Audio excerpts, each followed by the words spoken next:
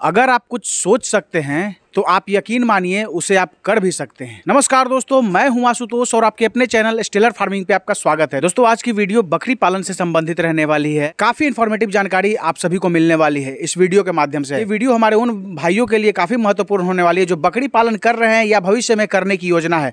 इस वीडियो में हम जानेंगे कि बकरी के जो बच्चे होते हैं यानी मेमने कैसे तंदुरुस्त रहें, उसके बारे में हम जानकारी लेंगे। क्योंकि दोस्तों, मेमने पे ही आपका फार्म निर्भर करता है। आपके फार्म का जो है भविष्य बकरी का जो मेमना होता है उसी पर निर्भर करता है। तो आज हम जानने की कोशिश करेंगे कि बकरी के जो मेमने हैं वो कैसे तंदुरुस्त। साथ ही हम जानने की कोशिश करेंगे कि अभी ठंड का मौसम है तो क्या क्या बचाव करना चाहिए जिससे फार्म में किसी तरह का कोई नुकसान न हो। तमाम तरह की जानकारी हम अभी अनुभवी बकरी पालक और बकरी पालन के ट्रेनर माने जाने वाले उमेश सर के फार्म पे हैं। अभी हम तमाम तरह की जानकारी हम उनसे लेंगे। तो आइए दोस्तों, देर न करते हुए वीडियो शुरू करते हैं। वीडियो शुरू करने से पहले एक रिक्वेस्ट है कि अगर वीडियो पसंद आए तो एक लाइक जरूर करिएगा, चैनल पे नए तो सब्सक्राइब कीजिएगा।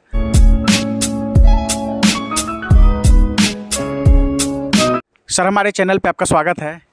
सभी व्यूवर को भी स्वागत है और आप मेरे फार्म में आए तो आपका भी मेरे तरफ से आपका बहुत बहुत स्वागत है। सर, सबसे पहले आपके पास हमने आया तो देखा काफ़ी तंदुरुस्त आपके मेमने हैं। तो सबसे पहले सर हमारे व्यूवर्स को बताइए कि जो चूँकि ये सवाल इसलिए मैं पूछ रहा हूँ कि बहुत कुछ जो है वो फार्म में जो मेमने आते हैं उस पर निर्भर करता है। तो मेमने कैसे तंदुरुस्त रहे, सबसे पहला मेरा सवाल।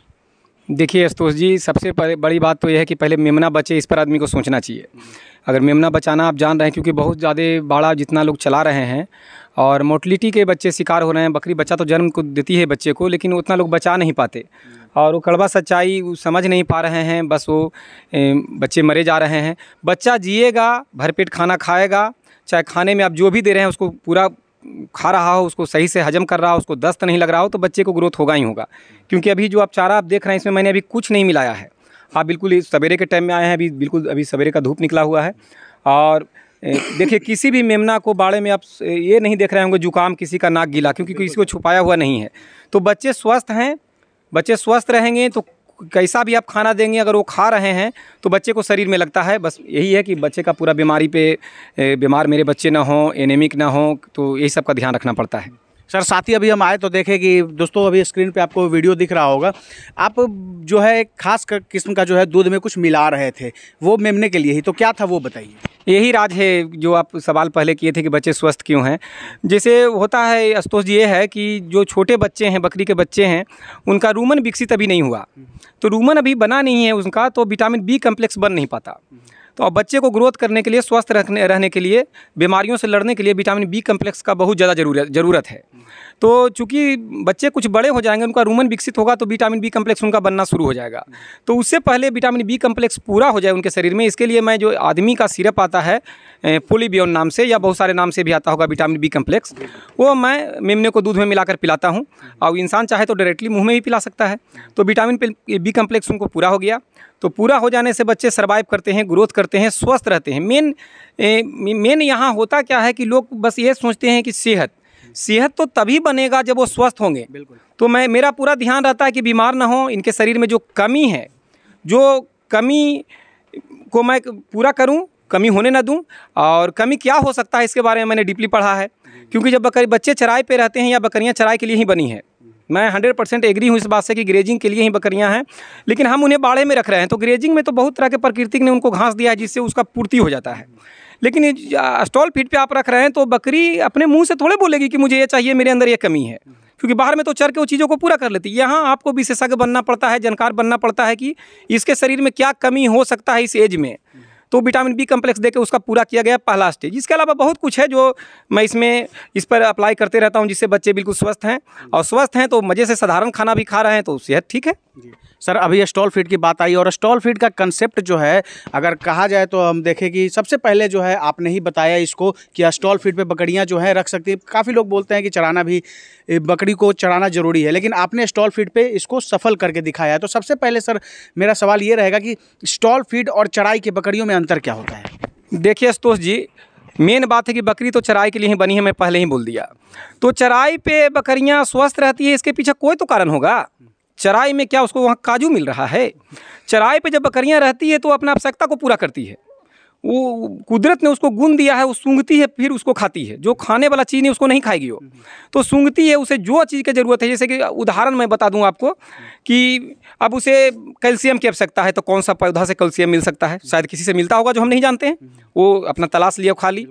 किसी पौधे से को खाने से, जैसे बथुआ है या नीम का पत्ता है, उसको खाने से उसके पेट के कीड़े मर जाते हैं, डिवॉर्मिंग हो जाता है, तो वो खा ली। प्रकृति ने उसको दिमाग इतना दिया है, इतना सोच दिया है, उतना गंध पहचानने की क्षमता दिया, वो करके खा ली। तो अपना इस तरीक़ा से सारे तत्व को अपना पूरा कर लेती है ग्रेजिंग के दौरान, तो बकरी स्वस्थ रहती है चराई पे। लेकिन स्टॉल फीड पे लोग फेल इसलिए होते हैं कि वो ये नहीं जान पाते कि मैं अब ज़रूरत इसका क्या है। जो चराई पे थी तो अपना ज़रूरत पूरा कर रही थी, तो मैं इसको अब बाड़े के अंदर रख रहा हूँ, तो इनका आवश्यकता शरीर का क्या है, क्या क्या जरूरी न्यूट्रिएंट्स हैं, क्या जरूरी है, कब देना है, और वो जान के अगर आप उसको पूरा कर पाएँ अपने तरीके से, तो फिर कोई फ़र्क नहीं पड़ेगा स्टॉल फीड पे और चराई पे। हाँ, कॉस्ट थोड़ा सा खर्च आपको एरिया वाइज अंतर पड़ सकता है। अब जैसे बकरी पालन में अगर आपके देहात एरिया से हैं या फिर कुछ देहात से आपका कंसल्ट है, तो बहुत सारे चीज़ चारा वगैरह आपको अवेलेबल हो जाता है, तो आपको राहत मिलेगा। अन्यथा आपको बहुत चारा लाने में परेशानी है या फिर जानकारी का अभाव। जैसे कैसे मैं बोला कि डिवॉर्मिंग बथुआ के पेड़ से भी कर लेते हैं। बथुआ एक होता है पौधा, अपने यहाँ साग होता है, उसको खाने से पेट के कीड़े मर जाते हैं, नीम के पत्ता है। लेकिन हम यहाँ डिवॉर्मिंग तो कर रहे हैं, अल्बोमार, किराजोन फोर्ट, बहुत सारे चीज़ें, नीलजन है, कर रहे हैं। तो डिवॉर्मिंग तो लगभग सब लोग जानते हैं, लेकिन इसके अलावा शरीर में और भी बहुत कुछ चाहिए, जैसे विटामिन बी कॉम्प्लेक्स, जो भी मैंने बताया, बी कम्प्लेक्स पूरा करने के लिए हम पोलीबियन दिए। इस तरीक़ा से डाइजेस्ट करना, क्या बकरी जब बाहर में ग्रेजिंग पे रहती है तो बहुत दूरी उसको तय करना होता है, तो चलते चलते बाबा रामदेव बन जाती है, वो व्यायाम हो जाता है और हजम हो जाता है। लेकिन यहाँ बिल्कुल एक मैडम की तरह सुखवार है, एक ही जगह उसको रहना है, देखिए आराम से खाई और पड़ी हुई है। तो वहाँ चलने से डाइजेस्ट हो रहा था, तो यहाँ डाइजेस्ट आपको कराना है, तो फीड में हम क्या मिला के दें जिससे डाइजेस्ट हो जाए। इस टाइप से बहुत सारी चीज़ें हैं जो आप एक जानकार व्यक्ति ही उसमें सफल हो सकता है। बाकी लोग तो फेल हुए, तो फेल कौन हुए हैं? जो कि जानते नहीं थे। जानने वाले क्यों फेल होंगे? दशरथ मांझी पहाड़ काट के रास्ता बना दिए और हम बकरी पालन में फेल हो जाएंगे। या बकरी पालन में आने से पहले कम से कम मैंने इसमें मान का विश्वास नहीं करेंगे या व्यूवर विश्वास नहीं करेंगे, कम से कम 7-8 साल मैंने टाइम दिया है सीखने के पीछे। आज लोग 10 गो वीडियो देख लेते हैं, बकरी पालन कर लेते हैं और वो हम लोग को ही पेलते हैं। जिसके वीडियो में जानकारी वाला बात उनको अच्छा नहीं लगेगा, बस बकरी पूरा दिखना चाहिए, वीडियो माशाअल्लाह सुभान अल्लाह हो जाएगा। लेकिन उन्हें लगेगा कि ये छोटा सा आदमी इतना कैसे जानता है, बस एक पिन लगा हुआ है। देखिए ये छोटा सा आदमी 7 साल फार्मिंग में दिया। मैंने 2 साल का एग्रीकल्चर किया। एग्रीकल्चर हैदराबाद से किया था, तेलंगाना से, हैदराबाद से किया था, और DST में बंगलौर से किया बकरी पालन के ऊपर। तो एग्रीकल्चर मैंने 2 साल स्पेशल पढ़ाई, 2 साल मैंने गोटरी का अलग से पढ़ाई। उतना करने के बाद 2 साल में क्या, वहाँ मुझे कीर्तन गाने के लिए थोड़ा सिखाया जाता था। एक एक पहलू को बताया गया, एक एक पहलू को मैंने समझा, और वो समझने के बाद मैं ये बिल्कुल ही क्लियरली ये सफलतापूर्वक फार्मिंग कर रहा हूँ, क्योंकि मैं एक एक चीज़ इसे जानता हूँ कि इसको कब किस चीज़ की आवश्यकता है, कैसा इसका हालात दिख रहा है, तो क्या इसको देना है। तो इस टाइप से बच्चे स्वस्थ रहते हैं। क्योंकि आप सबसे बड़ा सबूत आपको यह है कि इतना सर्दी में बिल्कुल अभी आए हैं आप, लेकिन एक का भी आपने जुकाम अभी तक नहीं देखा है। अगर देखे हैं तो आप बता दें आप। सर एक चीज़ और, जैसे चढ़ाई पे जो बकरियां रहती है और स्टॉल फीड पे रहती है, तो जो उनका जो मटन होता है, या अगर बॉडी वेट के हिसाब की बात करें, तो क्या सर दोनों में अंतर क्या होता है? नहीं, अंतर होता है आशुतोष जी, बहुत लोग ये बात को जानते भी होंगे। अंतर थोड़ा सा का होता है, क्योंकि जो ग्रेजिंग पे बकरियां रहती है वो ज़्यादा हरा चारा ही खाएगी, तो उसमें नमी ज़्यादा होता है, तो बकरियों का पेट नीचे की ओर लटकता चला जाता है, ठीक है ना, पेट बड़ा हो जाता है, तो उनका वेट कम आएगा, मटन का वेट कम निकलेगा, उनमें बहुत ज़्यादा बड़ा पेट निकलेगा काटने के बाद। लेकिन जो स्टॉल फीड पे बकरी रहेगी, तो आप चाहें ना चाहें सूखा चारा तो ज़रूर खिलाएंगे, क्योंकि जितना बकरी खाती है टोटल हरा चारा, हालांकि हरा चारा आप खिलाएं, सीजन के अनुसार हरा चारा बिल्कुल बोएं, खिलाएं, अपना कॉस्ट कम करने के लिए, बकरियों को स्वस्थ रखने के लिए।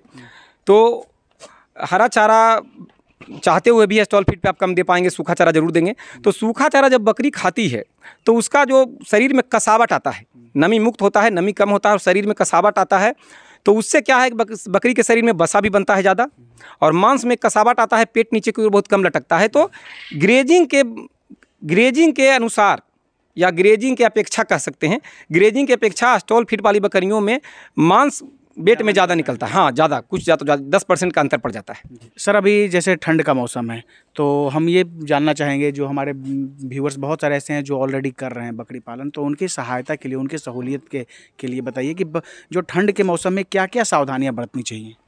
दोस्तों, आप लोग एक बात पर गौर करें, बहुत अच्छा सवाल पूछे हैं, क्योंकि आप माने न माने, अगर बहुत लोग तो यूट्यूब पर फार्मिंग कर रहे हैं वो भी देख रहे हैं, और बहुत लोग तो ऐसे भी देख रहे हैं भाई। लेकिन जो फार्मिंग कर रहे हैं वो दर्द को ज़रूर समझते होंगे। वो कम से कम ये ध्यान दें कि बकरियों को एक मिक्स ऑयल बनाएं आप। मिक्स ऑयल बनाएं।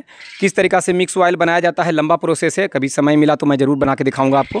अगर मिक्स ऑयल के बारे में आप जानते हैं या फिर यूट्यूब पर सर्च करें, बहुत लोगों ने मिक्स ऑयल का वीडियो डाला हुआ है, बिल्कुल मिक्स ऑयल का लिखिएगा आपका आ जाएगा।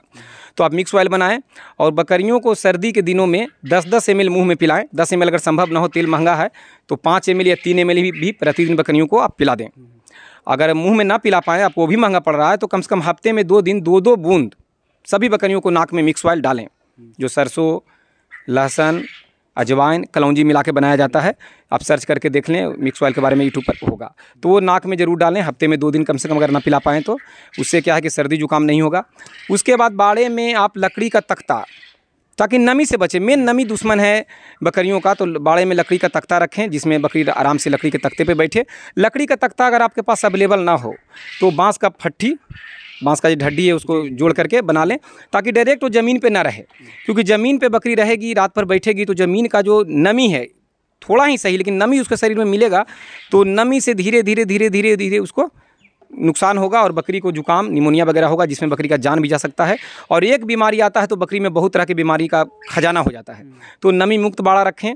समय के अनुसार शाम को जल्दी ही बाड़े के अंदर कर दें, तिरपाल वगैरह लगा दें। बाड़े में ब्लोअर यानी हीटर ना चलाएं।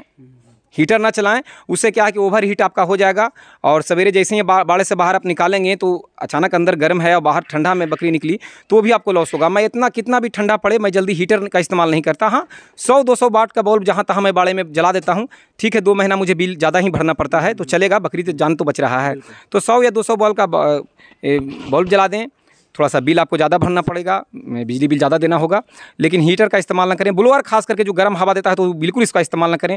वो डायरेक्ट बकरी सांस लेगी, उसको सांस द्वारा अंदर फेफड़े में जाएगा तो बहुत ही नुकसान करेगा। अभी आपको लग रहा है कि मैंने उसको गर्मी दिया, आप गर्मी नहीं दे रहे हैं, उसको विनाश कर रहे हैं, उससे नुकसान होगा, बहुत ज़्यादा नुकसान होगा। ये मेरा प्रैक्टिकल आजमाया हुआ है और जो मैं झेला हूँ वही मैं आप लोग के बीच में बोलता हूँ। ऐसा नहीं है कि मैं बोल के आपसे तारीफ़ लेना चाहता हूँ, ऐसा नहीं। मैं पहले ही बोला था कि मैंने बहुत टाइम इसमें दिया है, एक बिंदु पर समझा है, तो मैं आपके बीच में ये बोल रहा हूँ, आपका भलाई चाहता हूँ और कुछ नहीं। तो नमी मुक्त रहें। चूना पाउडर का छिड़काव प्रतिदिन बाड़े में झाड़ू मारने के बाद चूना पाउडर का इस्तेमाल करें, जिससे बैक्टीरिया वगैरह, ठंडी में क्या है, ठंडी और बरसात में बैक्टीरिया उत्पन्न ज़्यादा होता है नमी की वजह से। धूप डायरेक्ट लग नहीं पाता या फिर उतना मौसम में ताप नहीं होता। तो आप चूना पाउडर का इस्तेमाल करें, चूना में राख में मिला कर इस्तेमाल कर सकते हैं और नमी मुक्त रखें। बकरी को डाइट में आपको सरसों का खल्ली वगैरह दें। सरसों का खल्ली अगर आप देते हैं, अगर 50 ग्राम प्रति बकरी या 20 ग्राम प्रति बकरी भी खाली सरसों का खल्ली आप देते हैं तो उससे बकरी का बसा बनेगा, चर्बी बनेगा और वही चर्बी गला के अपने आप को ठंडी में वो सेफ रखती है। तो खाने में सरसों खल्ली दें, ये सब आपको ध्यान रखना है। जानकारी देने के लिए बहुत बहुत धन्यवाद और समय देने के लिए धन्यवाद आशुतोष जी। अगर दिल से, अगर जो व्यूवर आपके हैं, मेरे भाई हैं, मेरे मित्र हैं, अगर दिल से बातों को समझें तो वो अपना सफल बकरी फार्मिंग कर सकते हैं। अन्यथा बातों को ना लें, मैं पसंद हूँ या ना हूँ उस पर नहीं जाएं। मैं बहुतों लोग को पसंद नहीं हूँ, इसके पीछे बहुत सारे रीज़न है। मैं व्यस्त इंसान हूँ, जल्दी मैं फ़ोन नहीं उठा पाता। आप खुद जानते हैं RCT का क्लास लेना पड़ता है, तो आज तो मैं छुट्टी में हूँ तो आपको मिला, नहीं तो मैं सवेरे यहाँ 7 बजे ही निकलता हूँ, रात में 8 बजे आता हूँ। तो अब मैं बाड़ा अपना संभालूंगा कि मैं जवाब दूंगा, तो ये दिक्कत आता है। तो बहुत लोग का मैं नज़र में गिरा भी हूँ इसी कारण से। और कोई तो उस बातों पर ना ध्यान दें, जो मैं जानकारी वाली बातें बताया हूँ, फालतू बातों को छांट दें और जानकारी वाला बात को अपने जहन में रखें और आप उससे लाभ उठाएं। नमस्कार दोस्तों, ये थे उमेश सर, जो कि काफ़ी अच्छे से चीज़ों को अच्छे तरीके से अपने अनुभव के आधार पे इन्होंने आप लोगों के साथ शेयर किया। फिर भी हो सकता है हमारे से कोई प्रश्न पूछने से रह गए या आपके अंदर कोई डाउट है तो कमेंट कीजिए, उसका जवाब मैं दूंगा। बकरी पालन में मैं हमेशा कहता हूं दोस्तों कि कहीं भी आप अगर शुरुआत करें तो उसकी एक जानकारी आप ले लीजिए, कहीं से भी लीजिए। आज इसके पहले जो मैं वीडियो डाला था RCT का, तो वहाँ निःशुल्क होता है, वहाँ से भी आप कर सकते हैं। एक जानकारी लेना जरूरी है ताकि आप कहीं भविष्य में जो आपको किसी तरह का नुकसान नहीं हो। दोस्तों, आशा है ये वीडियो आप सबको काफ़ी पसंद आई होगी। अगर पसंद आए तो एक लाइक जरूर करिएगा, चैनल पे नहीं तो सब्सक्राइब कीजिएगा। Thank you for watching.